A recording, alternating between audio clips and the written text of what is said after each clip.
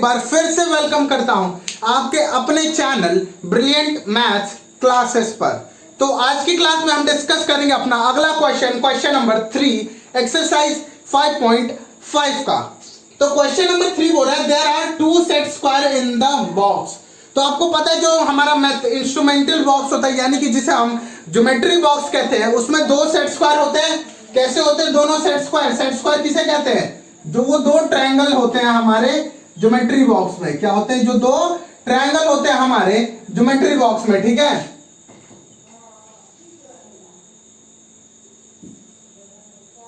तो हमारे पास कुछ 2 ट्रायंगल्स यानी कि 2 सेट स्क्वायर होते हैं ज्योमेट्री बॉक्स में। वही चीज उसने बोला है कि there are 2 set square in the box.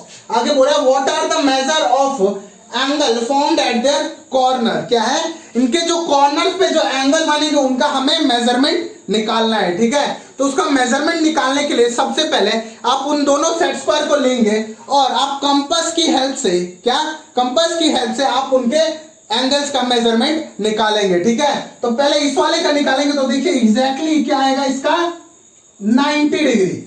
ये वाला जो एंगल आएगा कितना आएगा आपका 90 डिग्री आएगा। कितना? 90 डिग्री आएगा, ठीक है। अब देखिए अब इस वाले एंगल की बात होगी तो ये वाला एंगल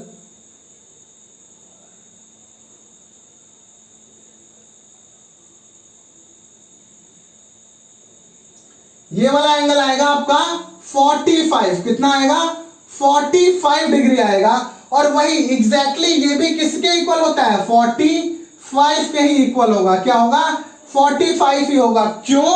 क्योंकि या एक तो आप कंपास की हेल्प से निकाल भी सकते हैं, या फिर अगर एक 90 है दूसरा 45 है तो आपको पता है ट्रायंगल्स में जो तीनों एंगल्स का सम किसके इक्वल होना चाहिए?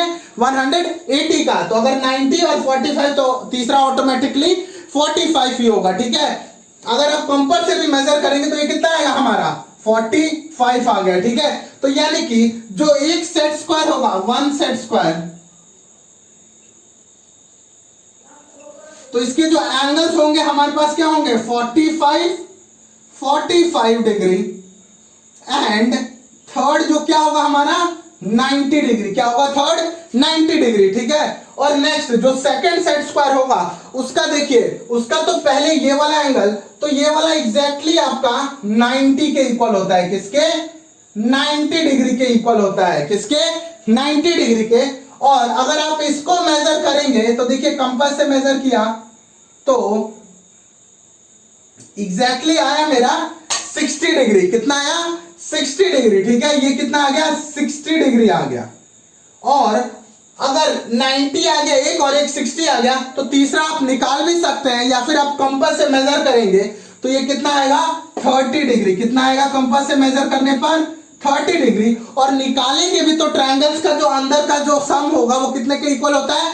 180 के। तो अगर एक 60 और 90 तो 60 90 150, तो 150 और 180 के लिए कितना चाहिए और 30, तो यानी कि ये एंगल 30 होगा, ठीक है। ये एंगल 30 होगा। तो जो दूसरा सेट स्क्वायर होगा अदर सेट स्क्वायर, तो दूसरा सेट स्क्वायर किसके इक्वल होगा आपका? उसके एंगल्स क्या होंगे हमारे पास 30 डिग्री 60 डिग्री एंड 90 डिग्री। क्या है? पहला होगा हमारे पास 45 और 90 और दूसरे सेट स्क्वायर का होगा 30 60 and 90।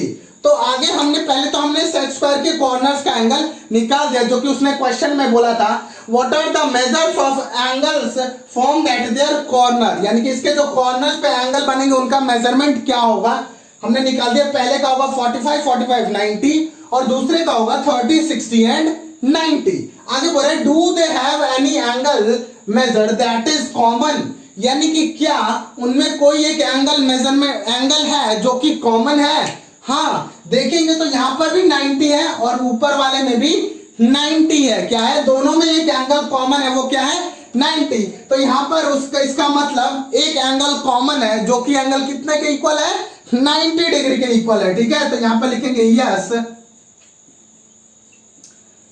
both set square have a common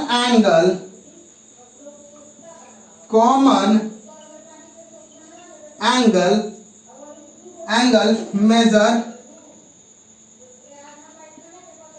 whose measurement is 90 degree, whose measurement is 90 degree. क्या है उसमें एक कॉमन एंगल है, उसमें एक कॉमन एंगल है। कौन सा कॉमन एंगल है? 90 डिग्री। यानी कि उनमें एक सेट स्क्वायर में एक कॉमन एंगल होता है, वो जिसका मेजरमेंट क्या होता है? 90 डिग्री होता है। कितना होता है? 90 डिग्री होता है। ठीक है, तो यही था आपका क्वेश्चन नंबर 3 एक्सरसाइज 5.5 का।